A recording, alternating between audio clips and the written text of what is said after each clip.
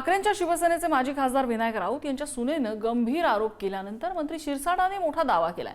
काळी जादू करणारा बंगाली मातोश्रीवर येत असतो, काळी जादू करण्यात विनायक राऊत मास्टर आहेत अशी टीका शिरसाटांनी केली आणि यावरनं ठाकरेंच्या शिवसेनेच्या नेत्या अयोध्या पौळ यांनी शिरसाटांना प्रत्युत्तर दिलंय।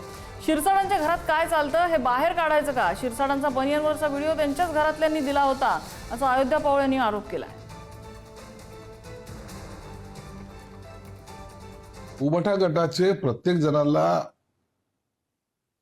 अशी जादूटोना करण्याची सवय आहे।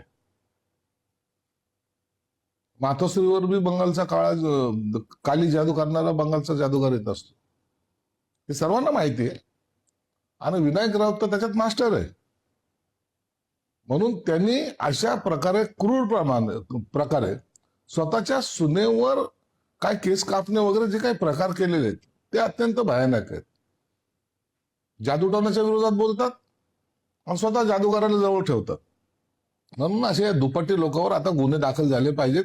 त्या सुनेने गुन्हा दाखल केलाय, परंतु सरकारने सुद्धा याच्याकडे सोमोटो त्यांच्यावर कारवाई करण्याचे निर्देश दिले पाहिजेत। काही दिवसांपूर्वी तुमच्याच सुनबाई पोलीस स्टेशनला गेल्या होत्या, मीडियाच्या समोर आल्या होत्या, महाराष्ट्राच्या समोर आल्या होत्या, हे तुम्ही विसरलात का? असो, याच्या व्यतिरिक्त तुम्हाला अजून एक आठवण करून देऊ इच्छिते, ती म्हणजे 11 जुलै 2025 रोजी तुमच्याच घरातला, तुमच्याच बेडरूम मधला चड्डी बनियन पैशाच्या बॅगेसह तुमच्या बेडरूम मधला जो व्हिडिओ आहे तुमच्या घरातल्या व्यक्तीने मला पाठवला होता। खरं तर तुम्ही मातोश्रीवरती बोलण्यापेक्षा, विनायक राऊत यांच्यावरती बोलण्यापेक्षा तुमच्या घरात काय चालू आहे ना, तुमच्या घरातला तमाशा तुम्ही निस्तारायला पाहिजे।